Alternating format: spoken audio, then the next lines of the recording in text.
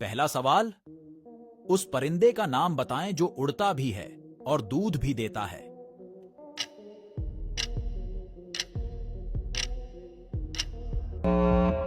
जवाब चमगादड़।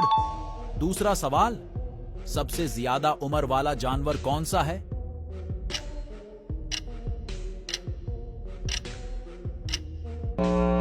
जवाब व्हेल मछली। तीसरा सवाल, कौन सा जानवर बगैर खाए पिए 2 साल गुजार सकता है?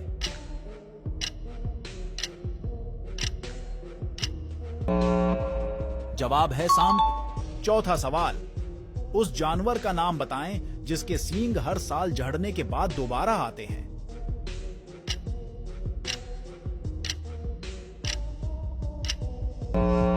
जवाब है हिरन। पांचवा सवाल, इंसानी टांग में कुल कितनी हड्डियां होती हैं?